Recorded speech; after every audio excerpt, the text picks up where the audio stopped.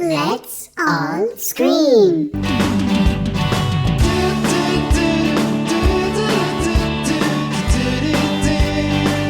all scream.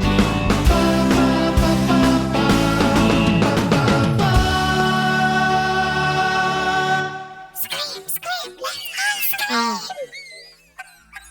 Hi everyone and welcome to Let's All Scream. I'm Hassan Al Marashi I'm Shehlaa Ali. And I'm Saleh Al Braik. and welcome to our 9th episode. 9. Wow. Officially. We're Yeah. one away from 10. The big 1-0. I was actually thinking about it today because we do weekly episodes. Technically, if you could think about it, the 52nd episode would mean we've marked a year. And so I was thinking about the 100th episode. That would mean we'd have to be doing this for 2 years. Wow. 2 years? At the moment, I can't even think as far as tomorrow, let alone in 2 years. But Leia, I don't know why, but getting close to the 10th episode just got me thinking of like milestones. And I was thinking, I wonder what we're going to do for the 100th episode. And then when I saw it was like 2 years ahead, I was just like, It's like, okay, if we're still doing yes, it. if People actually still want to listen to us. if you guys are still out there listening, then we promise we will deliver 100 episodes. But how's everyone doing? I'm good. I haven't been doing much. I've been reading a bit of books, novels, and then I've also been watching TV shows. What kind of TV shows? I've been watching 2.5 Men. But, okay, so I'm not watching it like... Religiously? Yeah, it's just basically back. You know how you said Friends? Today you said on your story you're just watching Friends. Yeah. I watched Friends for so long that it just got too much. And I'm just like, Is there such a thing? It isn't. But Yes, there is. I can vouch. Actually, for yeah, it. true. Every time I can't even count the number of times that I've walked into this house with friends playing in the background. that's the thing Yeah. is it was just got too much. And so I've seen 2.5 Men before, but it was like years ago. Yeah. So I was like, why not? Let me just start watching it again. So I just basically put it on when I'm either cooking or, doing something around the house, something or other. But yeah, that's what I've been doing. Speaking of shows, something I watched recently, or I can't ever say I binge watch. Usually the only time I get to watch a show, and this is going to sound a bit funny maybe to most people, is I watch only whilst I'm running on a treadmill. I don't watch shows if I'm running outdoors. But now obviously since we're all indoors, I've been running more on the treadmill. And so that hour that I do run, I dedicate to watching an episode of whatever it is that I'm watching. So for me, watching an entire show in a span of a week and a half or a week is considered binge watching. Yeah. So I watched a show on Netflix that was just released on, I think it's on April 27th or on May 1st, something like just last week. It's called Never Have I Ever. Oh, yeah, I And saw it. yeah, it's by Mindy Kaling, the actress. She produced it based loosely on her own life. How is it? It was really nice. So basically, for anyone who's interested, it is a comedy drama, but it's mainly about a first generation Indian American who moved or was born in the U.S. Her parents moved from India, and how she's dealing with obviously two different cultures, being an American and being Indian at the same time. But what I loved about the show was that it was very much about grief and how people handle grief. And so it made me laugh, but it also made me very emotional, which I always look for in shows. You want something that sparks an emotion, whether it's laughter or whether it's sadness or whether it's anything of that nature. I can't watch. If I watch anything and I feel technically if I feel nothing for the first 10 minutes, it's a skip. But if anyone's looking for a fun show, Never Have I Ever was a good one for me. Sorry. Another one is, I think you watched it also, is the Marvelous Mrs. The Marvelous Mrs. Maisel. Yeah. That was really nice. I just finished it. The third season? Yeah. Oh, yeah. Hassan, I don't think you... No, I still need to catch up on the third season. But yeah, that's a really good show. Hashtag no spoilers. But I think watching TV shows now, what better time to catch up? Honestly, yeah. Yeah, and I've been watching the show that everyone's talking about, which is the documentary Tiger King. Oh, yeah. I think I've seen enough. I haven't watched it, but I think I've seen enough memes and things on the internet. The gist of it? Yes, No, that I when understand. I tell you guys have to watch this thing. There's so many twists and turns. You think it's going to be about one thing, but then it is about changes to something completely different, and it's really fascinating to watch, and I really really highly recommend it. Other than that, pretty much before bed I've been listening to audiobooks. There's one I'm listening to right now called Children of Eden. It's actually it was written by a YouTuber that I used to watch, but and I'm very skeptical about YouTuber books, but it's actually pretty good. It's one of those, dystopian, post-apocalyptic kind of futuristic novels. If you like Divergent or Hunger Games, you'll most likely like this. It's called Children of Eden. Yeah, Children of Eden. Okay. It's a trilogy, and it's pretty good. I recommend listening to the audiobook. The voice actress who does it is pretty good. Okay. Because it's hit and miss sometimes with audiobooks. Sometimes you just. If the reader is not that great, then it ruins it. I've never listened to an audiobook, so I have maybe a stupid question, but because I've only ever, I know it sounds crazy saying this, but I've only ever read books. But audiobooks, is there, like you said, is there just one reader, or is it kind of like a audio movie where there's different voices for different characters? It's just usually one reader. No, I've read where books are from two different perspectives. Oh, and they actually, if it's like a man and a woman, it would be a man reading the man's part and then a woman reading the woman's part. But that's quite rare. Usually it's just one reader. Sometimes it's the author themselves. Yeah. And they'll kind of just change their voice a little bit for the character just so you can follow along and know. Yeah. But what a job. How would that be on your CV? You'd have to be a very particular voice and sound to be not a necessarily. book reader. Sometimes they do it with famous voice actors who work on things like video games or cartoons, or sometimes they're actually celebrities. I would buy audiobooks that are voiced by Morgan Freeman. I'm pretty sure there are a few out there. I remember it's a calm story though. Okay. And it's read by what's his name? A Sleep Story, you mean? Yeah. It's read by what's his name? Matthew McConaughey. Yes. Oh, I actually saw Have you that. read that? Actually, I saw the ad. His voice is so it's perfect sleep story. And I don't know if that's a compliment, by the way. And I was like, oh, his voice is perfect for putting me to sleep. The thing is the way he enunciates is really nice. Yeah. So then sometimes I've seen a preview, or I've heard a preview. Sometimes there are people that read sleep stories and they're just too loud for you to just calm down and sleep. Yeah, so the energy level has to be just right. Yeah. Okay.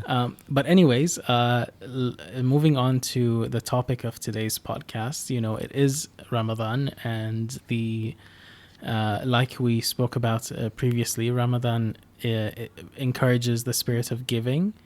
And so that's what we wanted to talk about this week, is the topic of giving and the importance of it and the lessons that we can learn when we give. Yeah. So I just wanted to bring it up to you guys. What are some stories you can share or personal experiences when it comes to giving? I think when it comes to the topic of giving, for me, it's something that takes me back to ever since I was a kid, as far as I can remember. I think the giving and the act of random acts of kindness is something that you not necessarily get taught, but you get exposed to, and it's something you carry on as you grow up, and as you can take forward in your life. And I think also there's this thing there's this beauty where you do acts of kindness, but you don't speak of it. So that's the pure side about it. And for me, I guess one of the biggest people that I look up to would be my mother, in the sense of how she raised me to think of others other than myself. And one of the memories I remember whilst I was growing up was, my mother used to, we always, if you have someone in your family or a distant relative or even a friend of the family and you want to visit them in the hospital, if they get ill, you visit them in the hospital like any normal person would, to make sure that they're okay. And so my mom used to drag me to the hospital with her. And, as a kid growing up, the last place you wanted to go and hang out with was the hospital, especially when there are no other kids with you. And I used to get I remember I used to get so frustrated, and I used to always complain about the fact that I'm the only kid there. Sorry. I was going to ask you, did you feel embarrassed? Or no, I just felt out of place. I just felt like, okay, for the youngings out there, there were no phones, to play with, or like iPads, or like, I don't even recall a Game Boy back then with the day I'm talking, or whatever. So there wasn't anything that could distract kids. Like, I see people nowadays when they travel around with kids and they literally just slap a technology thing in their hand. There probably were Game Boys, but it was considered rude back then too. Now it's more like, oh, okay, socially acceptable. Now it's like socially acceptable for someone to, like, a kid to be around and to obviously, stare at a phone or whatever. So I had to be there very silent and just staring at my mom, just greeting random people at the hospital. And I was always amazed, and I never used to say anything. I just used to stay quiet, smile, and, serve if there were drinks around or anything, food to the other people that were in the room. And then what happened was, I think after a few visits, I just was so amazed. And I was like, I went to my mom and I was like, how many people are you related to? Because we seem to be going, and I told her, and I was like, and what concerns me more is, what kind of family medical history do we have that when we visit the hospital, because just to get you to understand, we go to visit someone, but then we visit like 7 people in a day. Oh, wow. And I'm like, how many family members do you have in the hospital? This doesn't make sense. And people that I've never seen and never seen before, or sometimes don't see them again. I see them like one time. And then later I realized, without my mom telling me, I realized that we would often start off with visiting a family, relative, or friend, or someone who we know. And then my mom would take us to the other patients in the ward, or even go around other wards. And she would always have like little gifts. So if it was for kids, she would have like little snacks with her, like sweets. Or if it was, she always preferred So I realized it later that my mom would always find senior citizens that were alone. Like, because there were a lot, by the way. I think if you've ever gone to the wards here, there are a lot of these senior citizens that are just there and they don't have a lot of people visiting sometimes. Yeah, exactly. And my mom would, I found out later that my mom would notice that they were alone by how often she would visit other people. She would notice that these particular patients would never get guests. So she kind of befriended them. And so in a way, my mom secretly taught me the act of kindness of giving someone your time. And they just honestly treated her like their daughter in a way. Like the ones who were the senior citizens very much treated her like a daughter, because she probably visited them more so. And I was just this kid following around, not knowing what I was doing, and it made me feel so silly afterwards, feeling so frustrated, like the fact that I was feeling frustrated after I understood. But I was a kid, I didn't know any better, and my mom wasn't the type, or never is the type, to boast about it. So I think that's one of the things that really affected me throughout my life and changed my perspective about the act of kindness and giving your time. And I think you never realize how the impact that these experiences are going to have on you. And obviously they might impact the person on the receiving end, but you really take on those lessons when you grow up when it comes to giving. And something that I can recall growing up was we went on a trip, my mother and I, when I was younger. I think I was a young teen at the time. And on the last day of our trip, there were these two beggar boys. And I remember my mom bought them each like a box of chewing gum or something, and told them, why don't you sell this instead of begging? Kind of like giving them something to do, and kind of saving face in a way, giving them some form of dignity back. And at the same time, she asked them to follow us back to our hotel. And I remember thinking like that was so strange, and like feeling very anxious about it, also embarrassed. But I remember she brought them up to our hotel room, had them wash their hands. I even remember like the grime sinking down the sink from how dirty their hands were. And they we packed them like a little carry-on suitcase bag filled with like gifts and things that we didn't need, like clothes and stuff that we were gonna give them. And then I remember she asked me, it was me and my cousin with her on the trip, and she asked us to accompany the boys back to their house, so that no one suspects them of stealing or anything like that. And I just remember like now growing up, at the time I was like so embarrassed. I felt like, what is this? Like, why is my mom doing this? Why is she always like this? You know what I mean? And you just said, why is she always like this? His mom, like she was always this kind of giving person. Like when hearing the story, I'm not surprised. This was a typical day. But then growing up, that really made the trip, and I don't actually remember much of the trip. That's the thing I remember the most, and it really stuck with me. And it's taught me that you should never ever feel embarrassed about helping someone. And she never told anyone this story. It's the first time I hear it. And I don't think I told many people about it either. But it's something that impacted me so profoundly at such a young age. That I think it's important for a lot of people to get exposed to that kind of thing, and I don't think a lot of people do nowadays.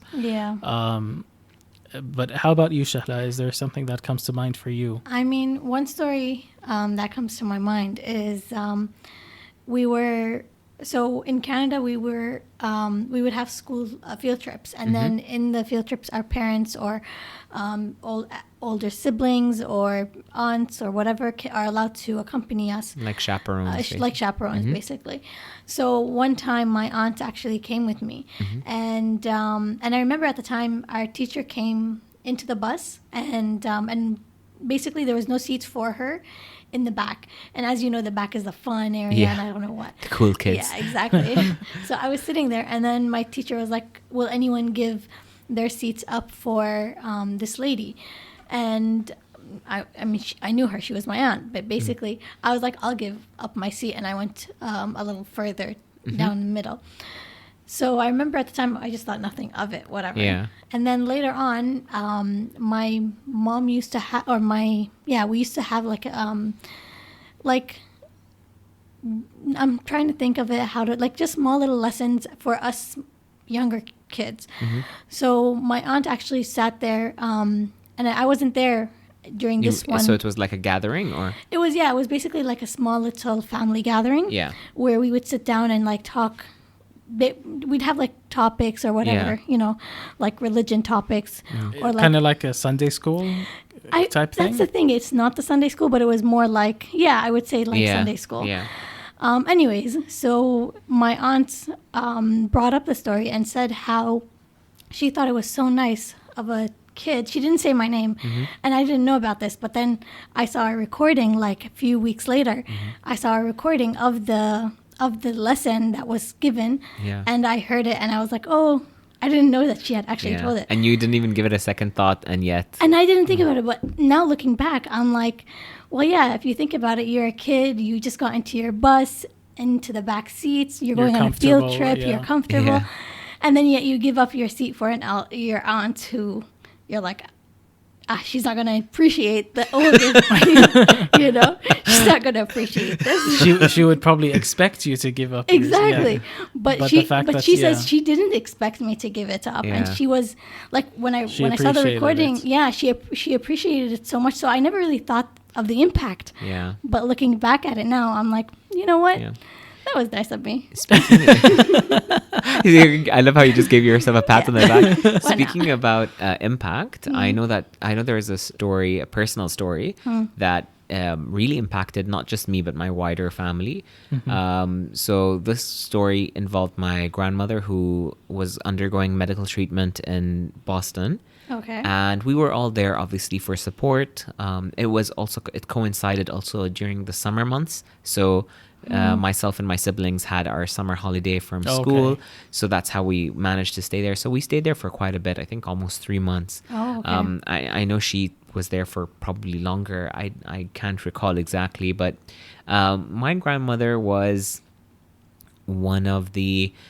I think everyone, majority of people always remember, if they can remember their grandmother in a good way. But my grandmother was very kind, was very giving, and one of the most giving. And so, the thing also about my grandmother is that she was very much Medina. She was very much spiritual and religious woman, but in the sense of of course understanding. But she literally, wherever she went, she had a Quran in her hand, and I can't.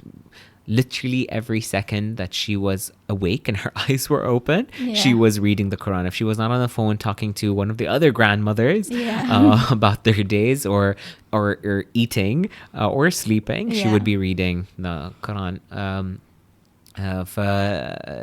So being in Boston for her, she was in a very late stage of her sickness, and so she was very vulnerable, and she was very nostalgic, or not nostalgic, but like she was very much missing home after being in Boston for so long. So her caretaker, the main nurse that was looking after her, was a male of a different faith. And he was watching. He was basically the head nurse of the other nurses, and I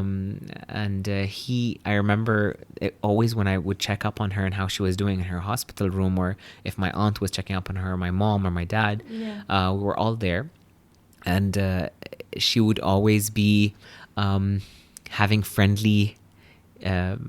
Like a knowledge share, like a friendly conversation, but also like this banter between her and the caretaker. A friendly debate about both faiths. Okay. And it was very educational. And for me, it just made me smile because I saw my grandmother smiling because she was basically sharing what she knew and he was sharing what he knew. And so this went on obviously for quite a while. And the thing is, because my grandmother was very much missing home, she always wanted chai, she always wanted tea, and she just wanted a specific brand of tea, the tea that she would always have here in Dubai. And of course in Boston we searched the entire high and low for it, and we couldn't find it, and it was our first time in Boston, so we didn't really know where to look. And I remember that when she was told that she could be discharged, in the sense of she can go back home to Dubai after so many months, the caretaker, this guy, the nurse, it was the only one who gave her a gift. And the gift was basically wrapped. It was the branded tea that she was looking for. Oh, that's so nice. And it was wrapped. And so he gave it to her as a goodbye present. And thanked her. And for that to happen, I think it impacted not just her, but the entire family. And this story obviously came back to us and stayed and stayed with our family. And we also told the family relatives that were here back home in Dubai. Yeah. And you'd laugh, because I think if anyone else were to hear the story, or if from an outside perspective, they'd be like, okay, so a box of tea Yeah. managed to like change people's lives. And it did, because for us, it just kind of humanized everything. Right. It taught us that doesn't matter what your background is, what your faith is, where you're from, that at the end of the day, we're all the same. And to have him be her caretaker, and coming from two different faiths that are very much sometimes at odds with each other, and then having to come back home and to have that connection was very powerful. So that's something I think that it's for us to even put into our perspectives, that something so small, it really doesn't have to be like something that's expensive or really over the top. It could literally be a brand of tea that could change someone's life forever. And that actually reminds me of something that happened to me again, an experience I had with my mom growing up. We were driving down one of the main roads, and on our right, I suddenly see this old man collapsing, and he had what I presumed was his son next to him, who was like in his late teens or something.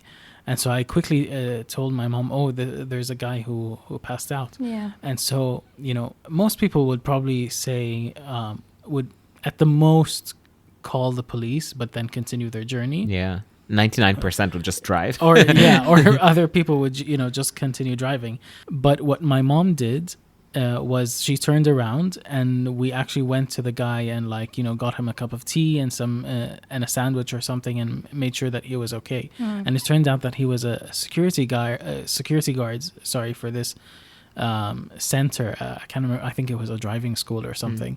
And how was their reaction? And they were just so appreciative, him and his son. And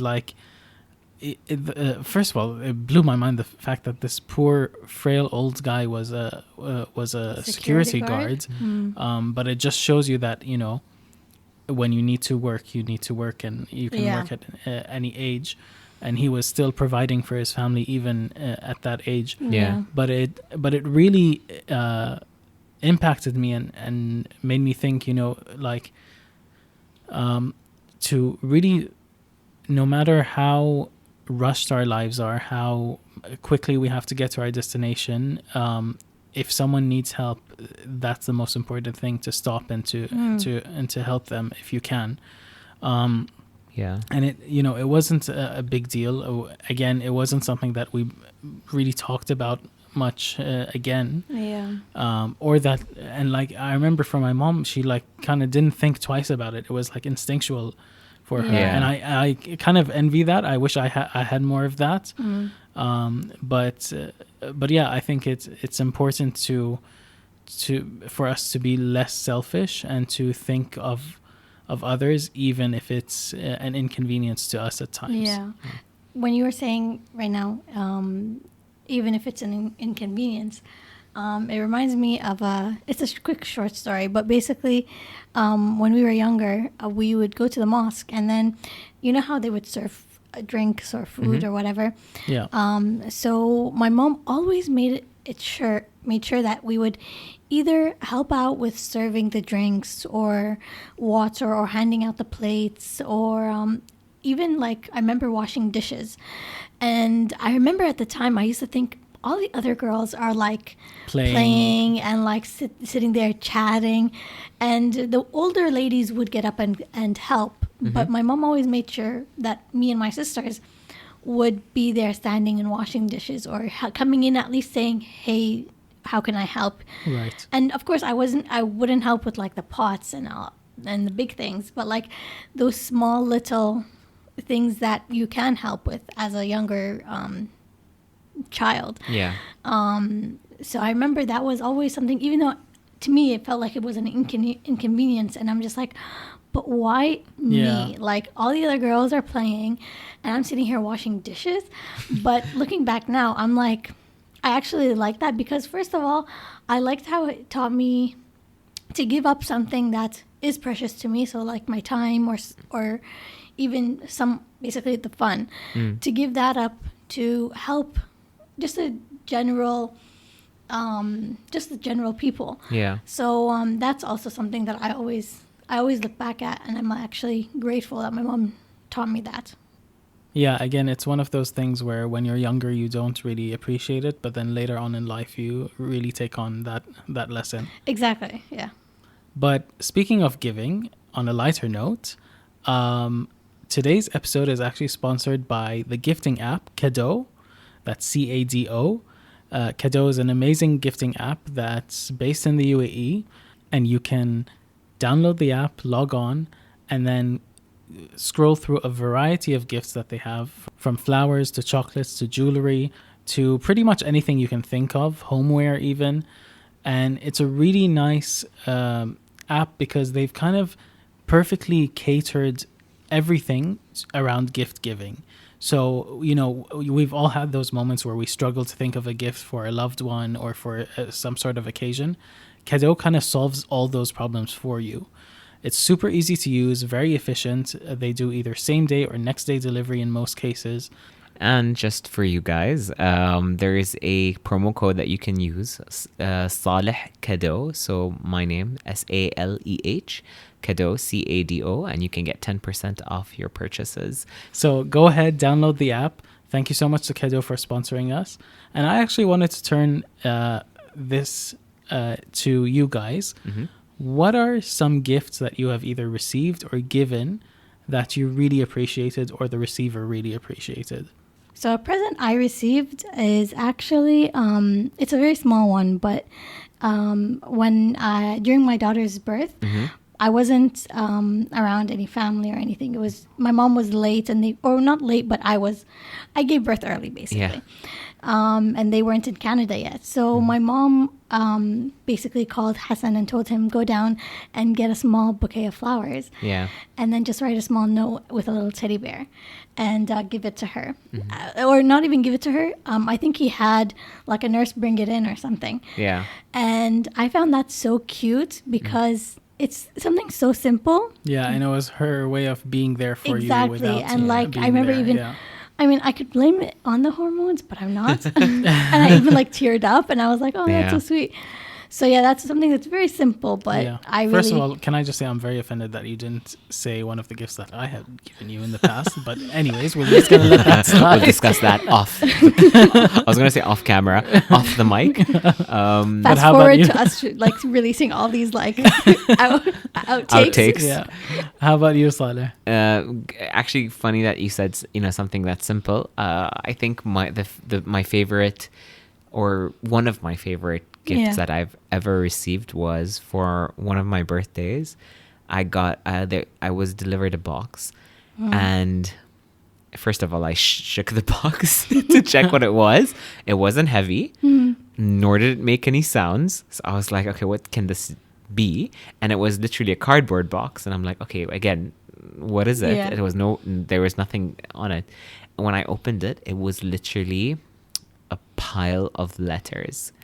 And literally each letter was from someone in my life, basically telling me what I meant to them. And I think that's so sweet. Yeah, so I nice. think I'm gonna steal this for Hassan next time. and I think and this was maybe 2 years back. And I think when you spend so much time trying to think of others, you forget yourself. And sometimes I think all of us, we all kind of question our worth, I guess, sometimes, if that's the correct way of saying it. Like, I know I do sometimes, and you kind of forget to feel that you're important.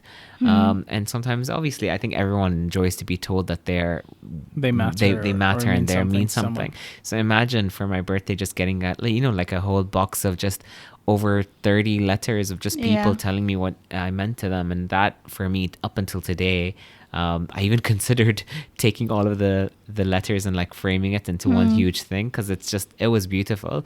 And it doesn't the beautiful thing about it wasn't necessarily people I would see every day, but just the idea that, you touch so many people's lives. Yeah. And like you said in the beginning, where sometimes we don't even know, like these random acts of kindness. Yeah. Some of them were sharing things that I helped them with in terms of a moment in their life that I never even noticed or even or like thought twice I about. never even thought twice. It came very natural, and so that actually really meant a lot to me. And I think it just proves that a gift shouldn't be something that's over the top. It could be something as a simple act of kindness. Yeah. What Yeah. about you, Hassan?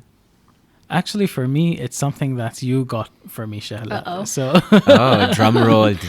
no, but if you recall, during our wedding, I gifted you a crystal perfume bottle, like a refillable I'm really one. scared. Yeah. And so this year, I think it was for my birthday Oh, yeah, or for your anniversary. birthday. Yeah, for my birthday, you gifted me one. It was a crystal, like It was from the oil- same brand. Yeah. And just a different And crystal. it just meant so much, and I was even like reflecting on it as early as like this week, and I was thinking, it was so sweet that you went and actually thought of this and went and got it, went to the store and picked it out for me. Yeah. And there's not many people in your life that can think of you and know you so well that they can give you something that's perfectly that they know you would appreciate. So that I love perfumes or cologne, whatever people call it. And so that was like very, very thoughtful, and I really appreciated that. If you No guys could worries. just stare, if you guys could see how we look right now, I think I was looking at Hassan like a kid listening to a to a bedtime story. I was just like, oh wow. But that's actually really nice. Yeah. No, you're welcome. That was nothing. But the reason I wanted to talk about this this whole topic of giving is I feel with everyone being quarantined or self-isolating or in lockdown, and with certain people putting their lives on the line to while the rest of us, all we have to do is kind of just stay home. It really put into perspective how I think the world is really growing to think about other people and becoming more selfless. And I felt like before all of this, the world was heading in a very selfish direction, and people were only thinking of themselves, and not like charitable acts or acts of kindness were they're really on the decline. Yeah. And so I thought it was really important to bring this topic up. Yeah, I agree. I would say that I fall into that category. I mean, I didn't think about it much before, but only now. And I think start seeing and everyone's saying, okay, it's kind of cliche to say now that we're reflecting, but honestly, when you're locked inside, You have what nothing can else you to do do. then? Reflect. Yeah. And I think all of our brains are going on I think we're all overdrive. like I'm constantly reflecting, overthinking, having anxiety, blah blah blah. But no, I agree. It's like, what else are we gonna do rather than just sit there and think about our lives, where it was heading, where it's heading now, and that. Okay, I'm not gonna go into too deep, but yeah, Thinking of basically how this is impacting other people as well. Yeah. Exactly. And for me, I just thought to myself that I actually was only thinking of my own journey and my own, I was thinking about if someone asked me, okay, what were your 2020, aspirations? Yeah. Everything had to do with me, myself, and I. Yeah. Right. I wanted to advance in my career in certain aspects. I wanted to franchise out in some of my businesses. I wanted to, get this and get that.